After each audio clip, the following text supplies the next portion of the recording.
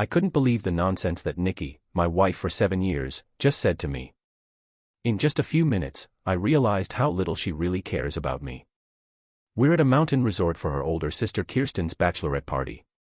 This is her third marriage, and I can't help but wonder how she convinced her current fiancé to marry her. Did she use her money or threaten to sue him? I'm guessing that, being a lawyer, she probably made him sign a really strict prenup.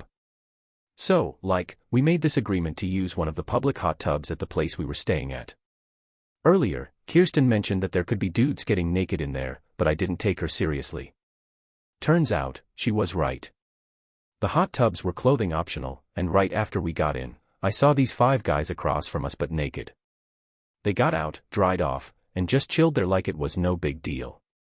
So we were just chilling in our lounge chairs, not giving a damn that some people were flashing us. There was this one dude, a tall buff guy with long hair tied back in a ponytail, lounging on the grass by the hot tub. He had one leg propped up and his junk looked massive. I saw Nikki checking him out, all spaced out. Oh, I guess I should introduce us properly. I'm Ned Carson, and my wife is Nikki. I'm 39 years old and she just turned 32. I used to be a cop but got messed up on the job, got injured. I got shot a few times and was told I couldn't work anymore for health reasons. But then I met Nikki, who was one of the physical therapists helping me learn to walk again. I still struggle to walk long distances, but I can manage. After I got fired, I became a private detective. Luckily, most of my work is done at my desk or in my car, so I don't have to move around too much. I worked with one of the top detectives for years until he passed away from a heart attack. After his death, I took over the business. Alright, so basically I used to report to my ex-boss's partner Nikki at work. We ended up dating, fell in love, and got hitched. The first 5 years of our marriage were great, or so I thought. But a few years ago, I found out I had type 2 diabetes and high cholesterol. And obviously, smoking 2 packs a day didn't help. Thanks to the meds I was on, I couldn't get it on like I used to. I even tried to quit smoking, but man, all it did was piss me off. Nikki said she got it and we tried everything, even though I couldn't stay hard for long. I still made sure she was happy, and she seemed to like it. But over the past few years, something changed. Slowly but surely, Nikki went from being sweet and caring to a total nag. She was always bossing me around and getting mad over nothing. Nothing I did was good enough for her anymore. Man, things just keep getting worse. Our personal life has pretty much disappeared in the past year. I tried my best to make her happy, but it was like a lost cause.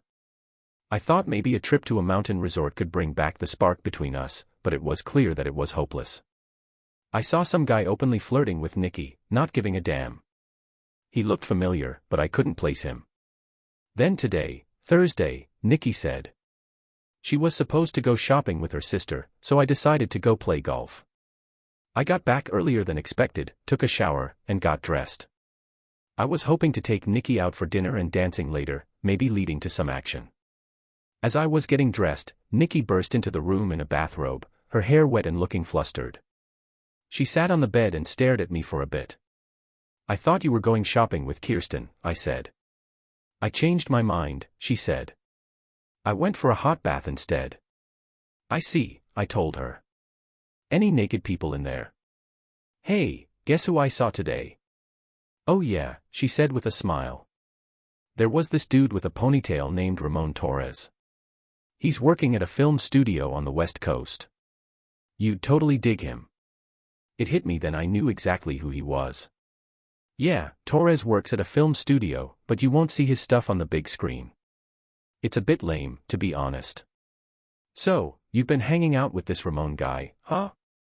I asked. She laughed and said, yeah, I have. And I've met some of his buddies too. Yo, did you have a good time? I asked. It was the best time I've had in years, she replied. Is this what you had in mind all along? I inquired. Her face changed and I realized the shrew had returned. Yeah, that's true, she said. I looked at her and for a moment, I had no idea who this woman was. She looked at me before continuing, you can't even imagine. For years, you were the only man I ever had sex with. But the last 2 years have been a real hell for me. I'm dying to have sex, but you can't even do it half the time. You know why? I said it all. Man, these damn drugs the doc gave me ain't my fault, she blames it all on me.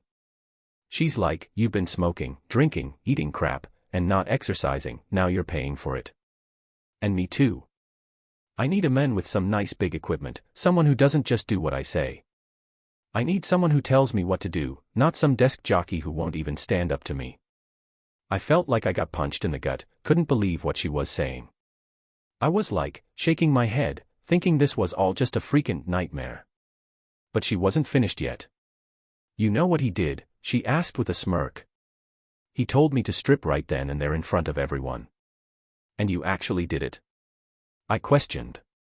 Hell yeah, I did it, she replied. And did you hook up with them too? I already knew the answer, but I asked anyway. She chuckled as she dropped her robe, showing off her naked bod with bruises and bite marks. Have sex, she joked. Nah, I banged all. I even got it on with 3 of them at once. They kept coming at me, one after another.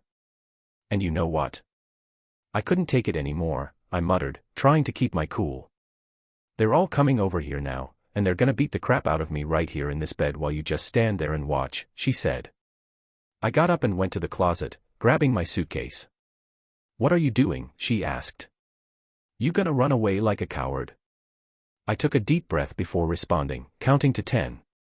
And then it hit me, it was Ramona's attitude that drove me insane. So this guy's got a thing for getting chicks addicted to sex and drugs, then he ropes them into doing porn for him. After he's had his fun, he kicks them to the curb to fend for themselves as messed up, desperate women selling their bodies for a fix. The moral cops tried to bust him, but no luck. If you had any sense, you'd run far away too. But you're not that bright, are you? Stay and party if you want, but we're done. Say hi to your new life. Sis, I packed my stuff and headed for the door. You're just gonna leave me? She asked, smirking. Yeah, I'm out. Had enough of your nonsense. I won't be your doormat anymore. Goodbye, I said as I walked out. As I walked down the hall, I saw Ramon and his buddies. After they passed, I called out to him. Ramon, I shouted. He turned to me. What? He asked. I took off my wedding ring and tossed it to him. You. I told him, you can have her, when he caught the ring. I'm done with her, he grinned and put the ring in his pocket. Whatever you say, dude, he said as he snorted and walked back the way he came. I walked to the car, loaded up, and drove off, stopping to buy a pack of cigarettes and a 6-pack of beer. At that point, I really didn't care if I lived or died and decided it was either smoke it or break something. 3 hours later, I was home. I was hoping Nikki would at least call and apologize, but she didn't. Screw it. I was like, screw this, it was still early so I took matters into my own hands. If Nikki thought she could just have her little orgy and bounce like nothing happened, she must be crazy. I called a locksmith to change all the locks in the house. I had to pay extra for it to be done ASAP, but it was worth it. I grabbed a beer, sat on the back porch with a notepad, and made a to-do list. I've dealt with plenty of cheating cases before. You know, in most cases, the husband gets screwed over with the cuckolds, while the wife walks away with half of everything. I also realized I couldn't file for divorce on the grounds of adultery, since it's a no-fault situation. After making my list, I had a few more beers, smoked some more cigarettes, and finally went to bed, hoping it was all just a bad dream. But no such luck. The next morning I woke up, checked my phone, desperately hoping Nikki would come to her senses, but she didn't get any calls or texts, nothing. I had a cup of coffee and called Nick Parson, one of the best lawyers we've worked with. After explaining what happened, he promised to get the divorce papers ready. We decided to surprise her at her job on Monday for maximum impact. You know how it goes, Ned, he told me. Don't do anything dumb. You know me, Nick, I replied. Yeah, that's why I'm telling you not to do anything stupid, he said. Talk to your boss and see. If he can find someone to take care of your wife and Ramon, I don't want you to have anything to do with this. Do you understand me? Stay far away from this as much as possible. Yes, I understand. I said goodbye and hung up, then I called my boss Paul Drake. Hey Ned, I thought you and your lovely wife were up in the mountains, he said. What's going on? Everything is fine. No, Paul, it's not like that, I said. He listened as I told him my story. Damn, he said when I finished. I'm sorry to hear that. Do you want me to send someone over there to keep an eye on things? Sure thing, that sounds good, I replied. But it needs to be someone Nikki doesn't know. Don't worry, I've got everything covered, he assured me.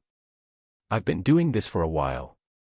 Just listen to Nick and stay out of it for your own sake. I'll send someone over as soon as possible. Thanks, Paul, I really appreciate it.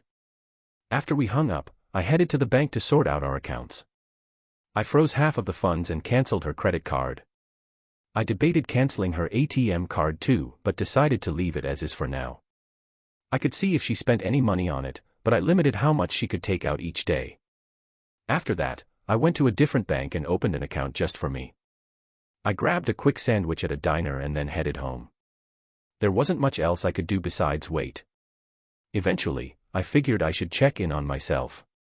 I hopped on the scale and saw I weighed 98 kilograms. I checked myself out in the mirror and realized I still had a nice figure, but I gained some weight and my muscles turned to mush since I stopped wearing the uniform. No wonder Nikki wasn't interested in getting freaky with me anymore. Honestly, I wouldn't want anyone getting freaky with me either right now. I remember the doc saying it would be easier to control my diabetes if I dropped below 200 pounds. He even gave me a diet plan, but I just brushed it off thinking I was too young for that crap. But now I've had a change of heart. Maybe Nikki had a point after all. Man, I let myself get all messed up, but she really didn't have to do that. If she actually cared about me, she would have told me sooner. So, I made a decision right then and there to turn things around. I grabbed the phone book and a pack of smokes, headed to the back porch, and started looking for gyms. Found a couple and decided to check them out. Just as I was about to leave, my phone rang. It was from a number I didn't know, but I answered it anyway. Carson, I said. A woman's voice came through on the other end. Hey Ned, where you at? The woman asked. I could tell it was Kirsten's voice, even though we hadn't really talked much before. I was kinda surprised she was calling. Nikki told me you took off last night, she continued. Yep, I left last night, I replied. Why you asking? We were just curious what went down, Kirsten said. Nikki said you guys got into it and you bounced. She was really upset, never seen her like that before. You should probably ask her what happened, I suggested. Is everything cool between you two? She asked. Nah, not really, I replied. Did you know that Ramon Torres and his crew are at the resort? She asked. Of course, I said. They're providing entertainment for our bachelorette party. I also asked them to bring a film crew. Why did you ask? She inquired. Oh, nothing, I said. Just wanted to know what kind of business he's in. Yeah, I know, she said. He was highly recommended. Did Nikki know too? I asked. Yeah, she knew, Kristen confirmed. I told her to be honest. I was a little surprised when you showed up. It was just. Hey, so I know traditionally this is supposed to be more of a girl's thing, but if you guys are into the whole hot wife and cuckold scene, then hey, it's not my place to judge. So yeah, turns out she was planning to cuck me all along. I asked her about it and she was like, yeah, we all knew. And I'm just thinking to myself, why did I even bother asking? But I played it cool and was like, no worries, I can handle it. She offered to have Nikki call me, but I was like, nah, it's all good. And she was like, just let her have her fun, she still cares about you. So yeah, I guess when she's done, I'll hit you up later, it was just a hookup. Nah, that's not true, I told her it was a cold, calculated betrayal and you were in on it. Oh, please, stop acting all high and mighty, she said it's just for the weekend. You'll come get her on Sunday, right? Nah, I told her she can find her own way back, but she ain't welcome here. I heard Kirsten gasp when I said that, but I couldn't care less. Screw them all, I thought. Goodbye, Kirsten, I said, ending the convo so Nikki knew what was up from the start. So, this jerk totally set me up to embarrass me on purpose. I was so mad, I wanted to punch a hole in the wall. Instead, I hit the gym and took it out on the punching bag, pretending it was Nikki and Ramon. I kept at it until my arms were dead, then finally took a shower. As I was getting dressed, some guy asked if I was okay. Turns out he was one of the trainers. I told him I wasn't really okay, but thanks for asking. He mentioned seeing me go hard on that bag and said he thought I was gonna hurt myself. He asked if I wanted to talk about it. What the hell? I was just sitting there, trying to catch my breath, when he plopped down on the bench and waited patiently. Finally, I spilled the whole story to him. I'm sorry to hear that, he said. Just call me Ned. Okay, Ned, I replied. He then offered to help me get back in shape, but he also pointed out that I needed to work on more than just losing weight. He suggested a good consultant for me. I took a moment to think it over before realizing he was spot on. I was a hot mess, both physically and emotionally. What the hell, I said. Let's do it. I feel like I could really use all the help I can get, he chuckled as he gave me a business card. It said, Rose Carlson, counselor. Call her, he told me. She's really good, especially with stuff like yours. Yeah, I'll give her a call, I replied. At the same time, I couldn't help but notice that he was favoring his left leg. I see you're not putting any weight on your right leg, I pointed out. Yeah, I got injured from a shooting, I explained. He listened and nodded. I can help you with that if you want, he offered. We can also help you with your diet and exercise plan, but you gotta be committed. Yo, we got a program for folks with diabetes here. You down for this? I took a sec to think about it, then nodded and said yes. I knew I had to make a move quickly. All right, he said, let's get you signed up. By the way, I'm John. John Green. He reached out his hand and I shook it. I'm Ned, I told him. Ned Carson. He repeated my name and then it clicked. Wait, now I remember. You're the cop who saved my grandma's life during that bank robbery, like 8 years ago, right? Hey, I got shot during a robbery, but it's good to finally meet you. By the way, how's your grandma doing? I asked. John said she's good, thanks for asking. He took me to the front desk and signed me up for a weight loss program to help me get back in shape. He introduced me to some of his colleagues as the cop who saved his grandma's life, and they all thanked me for my service. If you have any questions, just ask, he said when we were done. Hey, make sure you hit up Rose, okay? I'll hit her up, John. I thanked him for everything and left the gym feeling great, like I haven't in a while. It was nice to feel recognized by someone for once. When I got home, I called Rose and set up an appointment for next Tuesday. I was kinda hoping Nikki would reach out, but she never did. Paul called me instead, saying they had someone watching her and reporting back to him. I thanked him and told him about my meeting with Rose. All right, he said he's happy to see you finally doing something about it, Ned. Take your time to figure things out, I'll let you know if our guy at the resort has any updates. Just chill out, you hear me? Yeah, I got it. I told him we were done talking and tried to calm down, but it was tough. Part of me wanted to drown my sorrows in booze, but the sensible side of me said no. I waited anxiously for the rest of the weekend, but didn't hear anything from anyone until Sunday. Paul hit me up around 10 a.m. to let me know that Nikki bounced with Ramon and his crew this morning. Seems like she had a wild weekend, he said. We got video, audio, pics, and reports. I'll pass it all to Nick and make a copy for you if you want to check it out. Any idea where they went? I asked. No clue, Paul replied. They dipped around 9 a.m. I'm good. I told her she should be here around noon or so. Paul said she should be home soon. I agreed and told him to keep me posted if she shows up. He said he will. I ended the conversation and decided to take a chance and call Nikki. Unfortunately, it went straight to voicemail. Nikki, call me when you get this message. I know you left the resort, call me. I hung up and called Kirsten. She answered after the third ring. Kirsten, this is Ned. Yeah, I know, she said. You missed one hell of a time. Man, I feel like I didn't miss much at that party, I told her. I heard Nikki left with Ramon early this morning, she said. Do you know where they went? I asked. No clue, she said. I'm not responsible for my sister. I thought they might be heading to your place, but I'm not sure, she added. Do you even care if she comes back or not? I asked. Hey, don't be so hard on me, she said. Nikki is a grown woman and can do whatever she wants, go wherever she wants, with whoever she wants. She said she ain't comin' home, ain't my problem. Get lost. With that, she ended the convo. I put my phone away and just sat in the living room, waiting. Time sure does drag when you're staring at the clock. Minutes ticked by slowly, and before I knew it, it was midnight and Nikki still hadn't shown up. I was getting anxious, but still no sign of her. An hour passed, still no word from Nikki and she wasn't answering my calls. I pulled up the search app on my phone and tried to find her.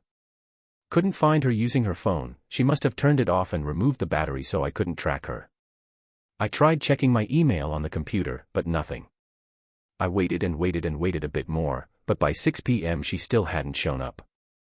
I thought maybe she hadn't come home or got into an accident on the way.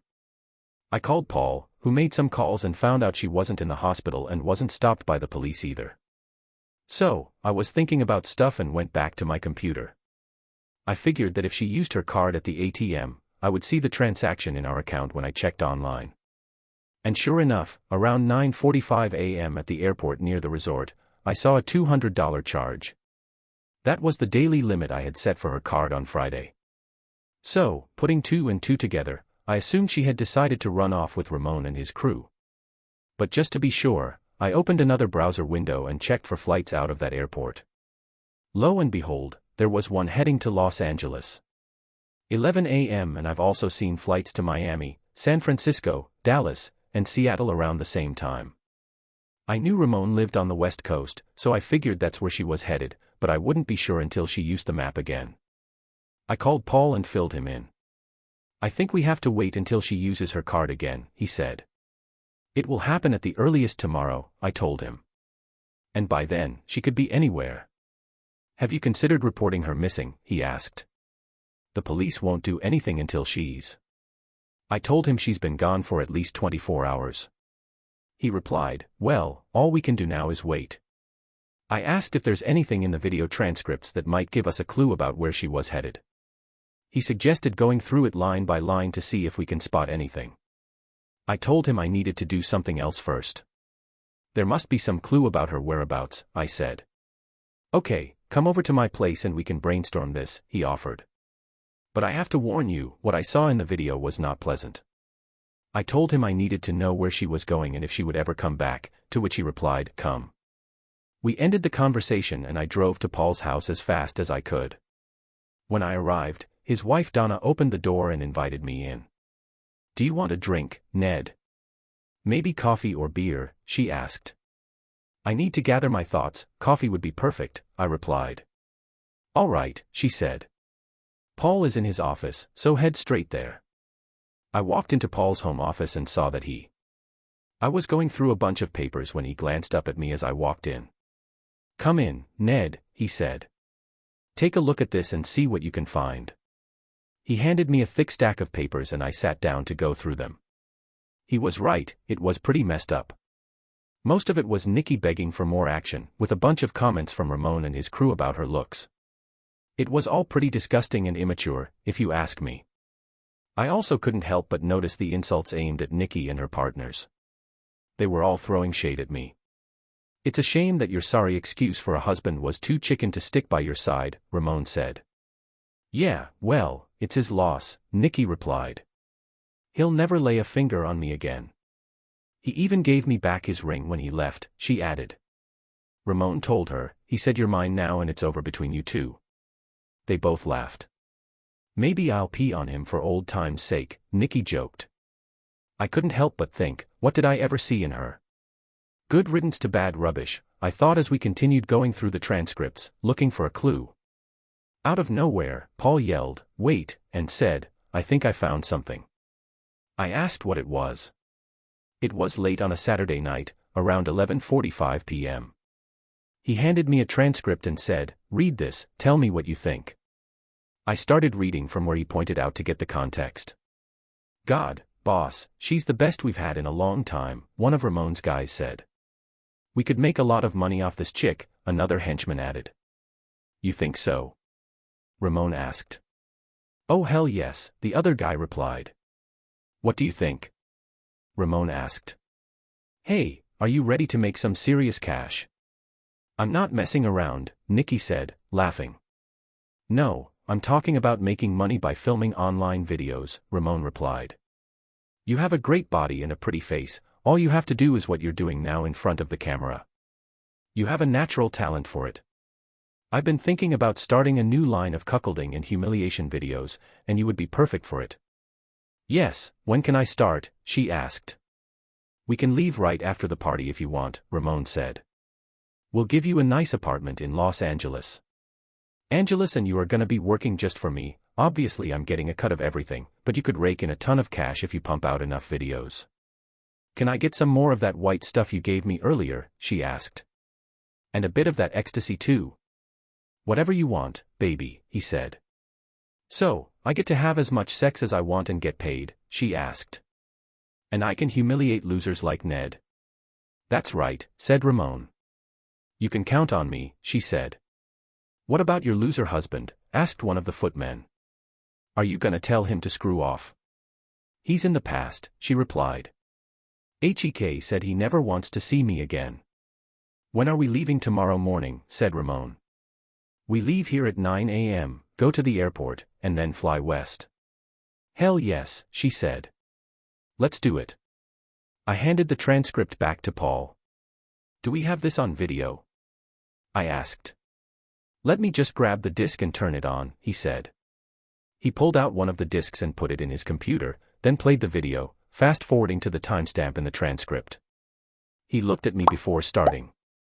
Are you ready for this? He asked. Let's get this over with, I said. So, I pressed play on the video and saw that it was shot from the window of Nikki and my room.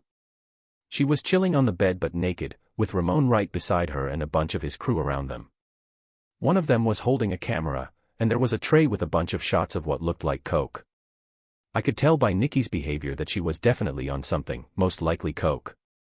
I squinted to see if I could spot anyone else, but no luck. Wouldn't be shocked if Nikki's sister showed up next. Right in the middle of it all, we watched the video with the transcript. After they were done talking, they had group sex again. I've seen enough, I said in disgust. Turn it off. Paul switched off the video and looked at me. Well, he asked, she's definitely doing this willingly, even though she's high on cocaine and who knows what else. So, no kidnapping talk, and I didn't see Kyron anywhere in the video, so she probably doesn't know anything. Even if she did, she wouldn't say. But we still need to. I'm trying my best to find her so I can let her know. Do you know anyone in LA? Ned Paul said you have connections everywhere. I'll make some calls and see if we can find her. When you do find her, please tell me. I want to be the one to give her the documents. No way, Ned Paul said. That's not happening. I know you've been through a lot of pain, but you shouldn't get in any deeper than you already are. I know you might do something stupid and I'll have to come out there to get you out. Listen, you stay put right here. Let Nick and me handle this. I swear to God, I'll take away your license if you even think about leaving. Okay, I said, throwing up my hands. I'll be good, I promise. Damn right, Paul said. Let me make some calls and then I'll get in touch with Nick. Don't worry, I'll make sure everything is sorted. Now go home, grab a beer, relax, and watch some TV. Actually, why don't you take a few days off? I can't do that, Paul, I said. I have a business to run, everything is under control. Consider this an order, Paul said. Are you gonna listen? I'm on vacation starting now, all right? I made it clear that I'm on vacation. I'll behave and head home.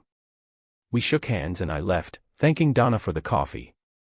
I thought about grabbing a beer but decided against it, so I drove home. It was lucky I did, because the house phone rang as soon as I walked into the living room. Hello, I answered when I picked up the phone.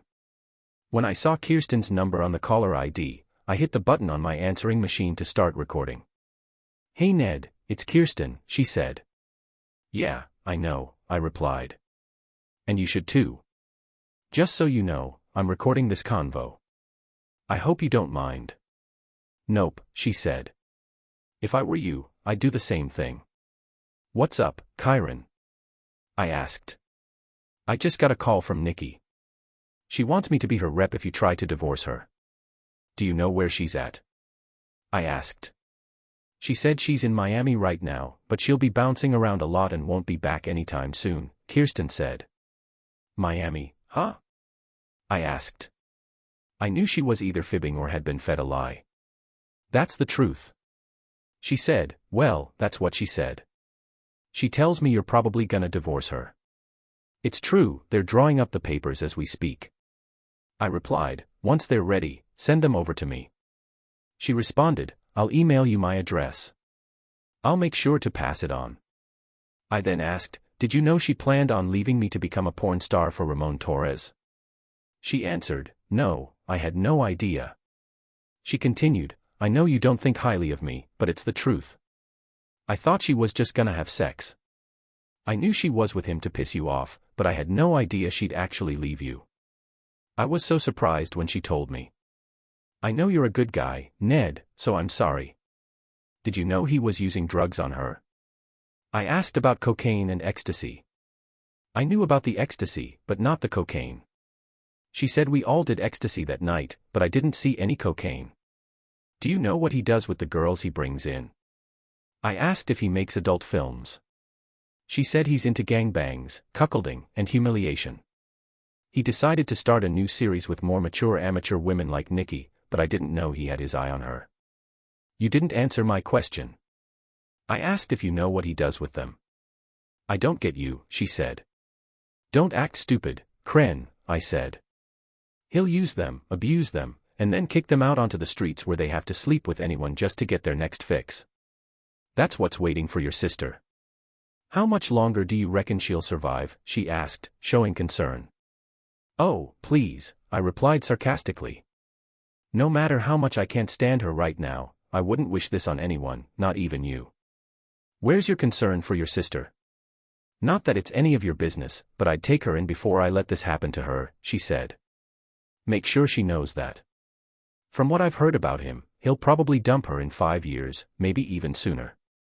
I hope you have a spare room ready. You don't have to worry about it. So, she was like, just tell me what you want in the divorce. And I was like, you'll know soon enough. And she was like, do you want me to pass on a message to Nikki? And I was like, nah, I got nothing to say to her right now. And then she was like, well, I guess we're done here, Ned. Once again, I'm sorry this happened. Get your lawyer to send me the papers directly. Any communication goes through me. And then she said goodbye, and that was it. I hung up and called Nick. So, like, she was all like doing stuff for her sister, right? And then he was like, wow, doesn't this seem kinda shady? And I was like, nah, not really, but in my opinion, it doesn't look great. We'll send Kyron the documents, but I want to make sure we find your wife and tell her in person. I feel like Kirsten might not give the docs to her sis and then say she never got told properly. Do you think she'd really pull that off? Nick told me you wouldn't believe some of the stuff I've seen her pull.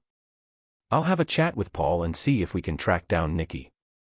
If not, we'll go for what they call a divorce by publication. What's that? I asked. Well, when a spouse takes off and can't be found, we can pay to publish the divorce papers in a newspaper so she's likely to come across it at least once a week for 4 weeks, he explained. If she's in the LA area like we think, we'll publish it in both local papers and the LA Times to prove to the court that we made the effort. So, we had to go through all the hoops to let her know about this. And we also sent a copy of the papers to Kirsten, right? Yeah, that's correct. Just cause we sent it to her doesn't mean Nikki will find out, Nick said. We chatted a bit more before hanging up. I grabbed a snack, had a smoke, and hit the hay. Over the next few weeks, we kept an eye on Nikki's ATM activity and figured she was probably in Long Beach, California. Paul reached out to his guy in Los Angeles. So, basically, Nikki was spotted at some clubs in LA where she was performing on stage, but they couldn't find her exact whereabouts. Her boss, Pat, from the clinic where she worked as a therapist, called me because she didn't show up for work. I casually mentioned to Pat that Nikki decided to switch careers. "What do you mean by career change?" asked Pat. "Didn't you hear?" I replied. "She's decided to start making adult films," I told Pat. "Can you believe it? She actually wants to be a porn star and a junkie. I told you she's out in SoCal right now, living her dream."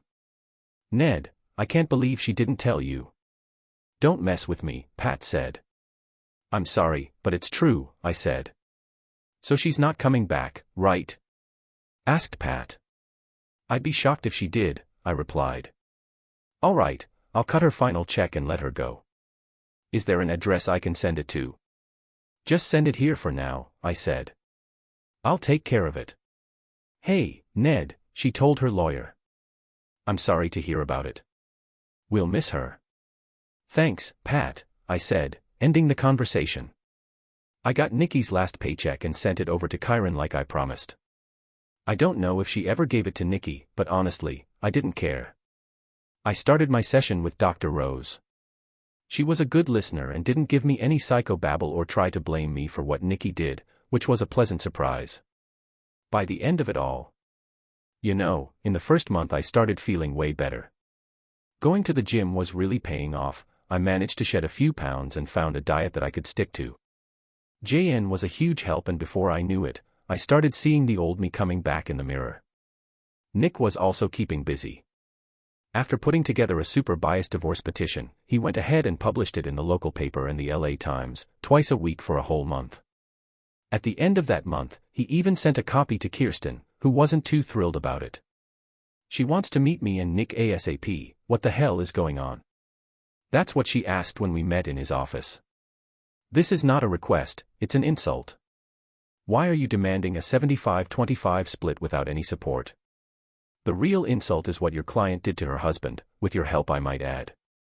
Since your client is walking away from the marriage, my client and I think this is the best response."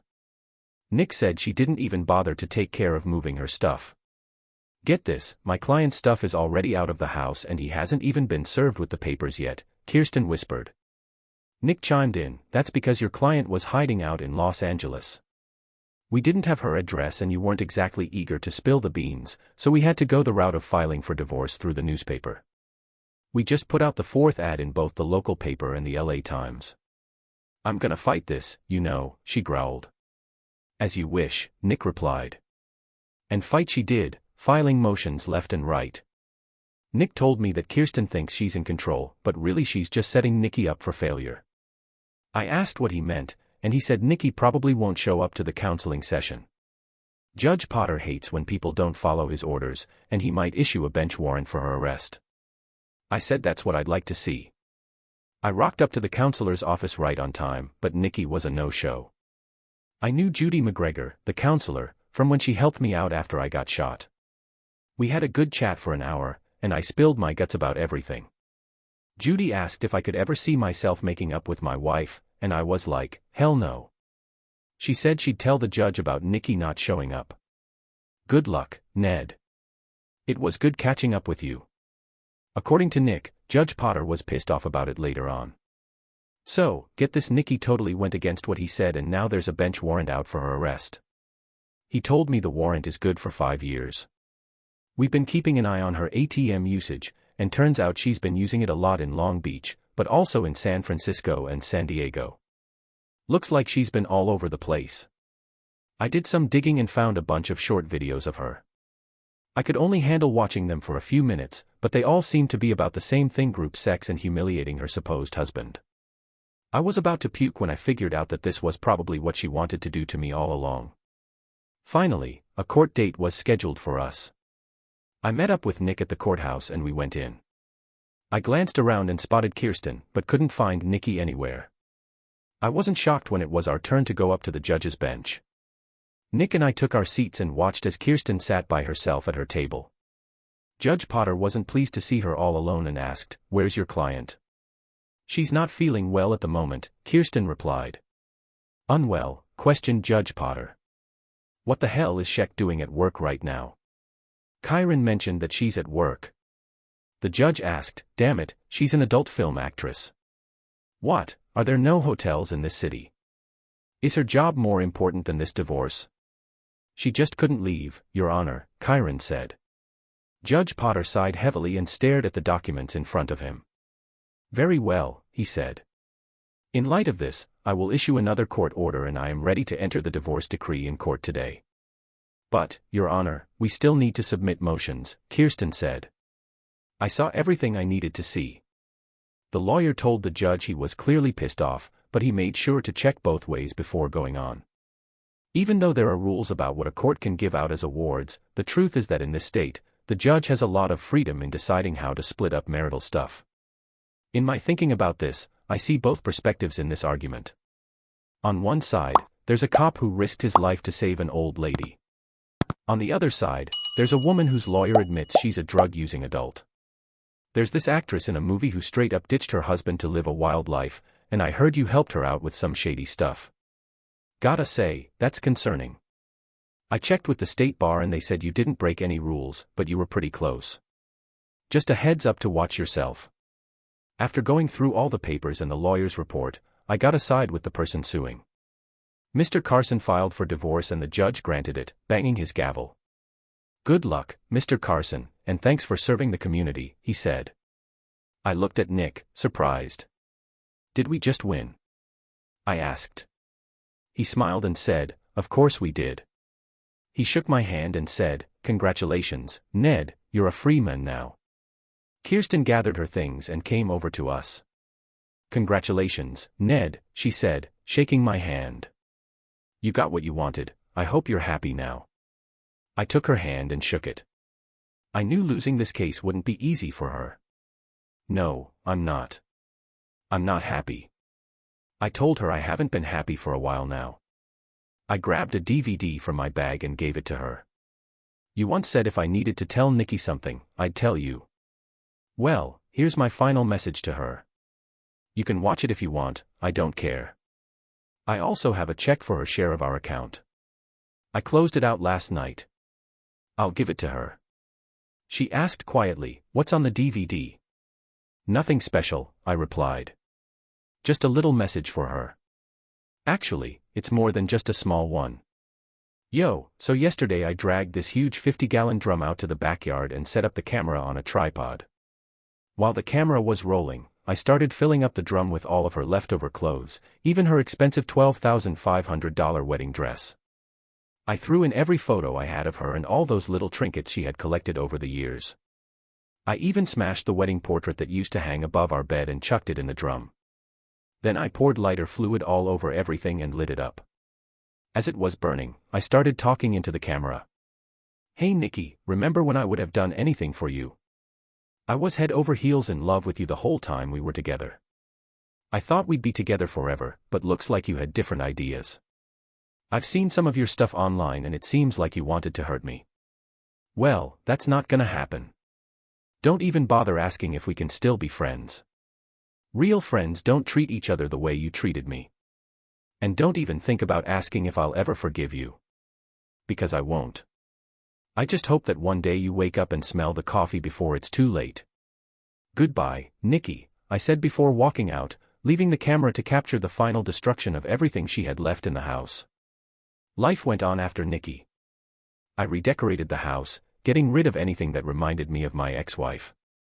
I kept up with my therapy sessions with Rose and hit the gym 3 days a week. I even stuck to the diet we planned together and tossed my cigarettes in the trash. A couple of months later, I stepped on the scale. So, I found out that I weighed 84 kilograms now.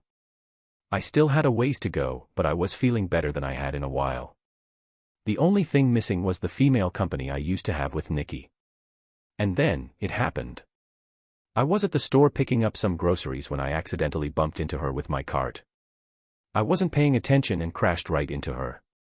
When I realized what I did, I apologized profusely and was met with the most charming smile you can imagine. Needless to say, I was caught off guard for a moment. Yo, I totally spaced out and forgot to breathe when I met this chick who wasn't wearing any rings. I apologized and she told me her name was Brenda Wilkins. We started chatting and somehow I ended up asking her out to dinner. To my shock, she said yes.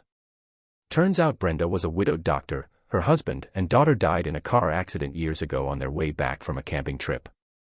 I gave my condolences and told her about my divorce from Nikki. Somewhere in the conversation, I mentioned my diabetes. "Hey, so the meds messed me up," she nodded, totally getting it. "I've been through this before," she said. "Why don't you bring your meds to my office and we'll figure it out?" I made an appointment and brought all my meds. She was shocked when she saw everything. After taking some blood, she suggested making some changes. I felt better almost right away. She explained that my diet and exercise were a big part of it, and quitting smoking really helped. The first time we hooked up, it was great. I felt like a whole new person, and for the first time in over 2 years, I woke up feeling happy. When I saw Brenda's beautiful face, I knew I couldn't let go of this. She showered me with kisses when I proposed, and after we tied the knot, we sold our homes, pooled our money, and bought a new place in a newly built neighborhood. We both agreed it was time for a fresh start, so we wouldn't be reminded of the past. A little over a year into our marriage, Brenda popped out twins, a boy named Christopher and a girl named Julie. Life kept chugging along for the Carson family, and I realized I really dug being a dad. Then, about a decade after tying the knot, there was a knock at the door. I opened it up and there stood Kyron on the front step, looking like she'd been through the ringer. "Hey Ned, good to see you again," she said. "Good to see you too, Kyron," I replied. "Come on in." She came in, took a look around, and I introduced her to Brenda and the kids. "So, what brings you here?" "Hey Kirsten, I asked Nikki about you and she confirmed what you said about Ramon.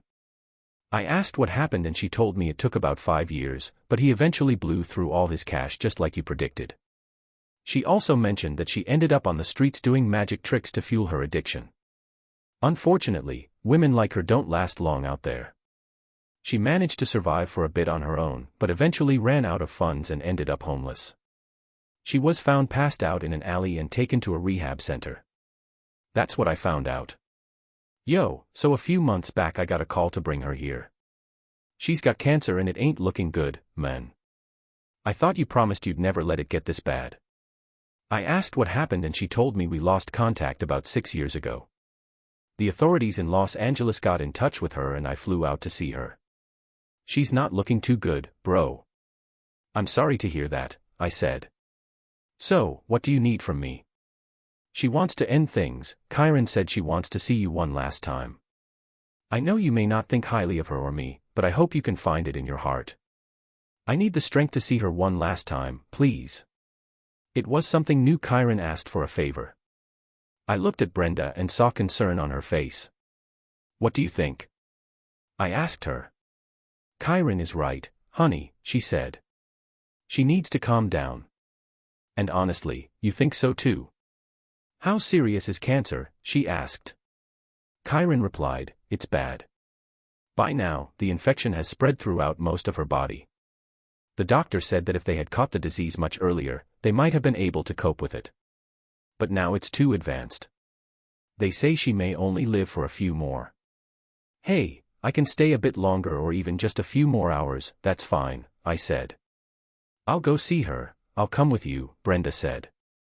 I agreed and grabbed my phone to text Carla, the teenage girl who lives next door, to come babysit. Luckily, she was free and came over right away. When Carla arrived, Brenda and I followed Kirsten to the hospice. Once we got there, Kirsten showed us Nikki's room. I was shocked when I walked in. I didn't even recognize her. She looked so frail and had all these tubes coming out of her body. Her face was all blotchy and discolored. It was really sad to see. It was like all the beauty she used to have got sucked out of her. She opened her eyes as I stood beside her bed. Ned, she croaked, and a tear rolled down her face. Is it really you? You look so good. Yes, it's me, Nikki, I said. Oh, Ned, I'm so sorry, she sobbed. I messed up so bad.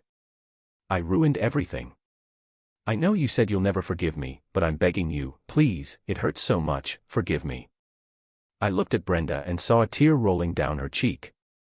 I knew what I had to do, and it was going to be the hardest thing I've ever done. So, I sat down and held her hand, and she was all icy. It's cool, Nikki, I told her. And then she started bawling, grabbing onto my shirt. I gave her a big hug and let her cry on my shoulder. A nurse came in, checked her chart, and gave her something in her fore to help her sleep. "Thanks for coming, Kirsten," she mumbled as she drifted off. "No problem," I replied, nodding my head. "How long you gonna be sticking around here?" she whispered. "I'll be here till the bitter end," she muttered. "I got my laptop and I'm working from home. Everything's all sorted, no memorial service though, she didn't want that." I asked about Ramon, and she pulled out a crumpled newspaper article. After he kicked her out, he replaced her with another girl. Her husband didn't take it well and ended up killing him real nasty. I skimmed through the article. The poor guy's body was found in some old, abandoned place. So, there was this warehouse in Ontario on Saturday morning, and the article said it was all messed up. I asked Kyron about it, and she confirmed it. "Wow," I said. "And they know for sure her husband did it?" She nodded, saying he was spotted leaving the warehouse. The jury ended up finding him not guilty due to temporary insanity. "I can see that," I said. "I kind of wanted to knock some sense into him myself." "I'm sorry, Ned," she said. "For all of this?" "Yeah," I replied quietly. "We both felt pretty crap after watching that video you showed me," she added. "I never really thought about sex outside of marriage until I saw that. Before, I just made videos for fun, but after watching this one, my perspective totally shifted. I never realized how much it sucks to be lied to, or how costly it can be," she said, giving Nikki a side eye. "Thanks to you, I'm not the same person I was a decade ago." "I'm happy to hear that, Kirsten," I replied. "Take care of yourself, Ned," she said, giving me a hug. "And look after my ex-brother-in-law," she added, hugging Brenda. "You can count on it," Brenda said, returning the hug. As we got back to the car, Brenda asked, "Are you okay?" We buckled up our seatbelts. "Yup, I'm good," I said as I started the car. "Man, this traffic is gonna suck," I thought as I drove home. Make sure to subscribe to our channel so your significant other doesn't pull a fast one on you. And stay tuned for the next story because this one ain't got nothing on it. And if you're under 18, don't even think about listening to the next one.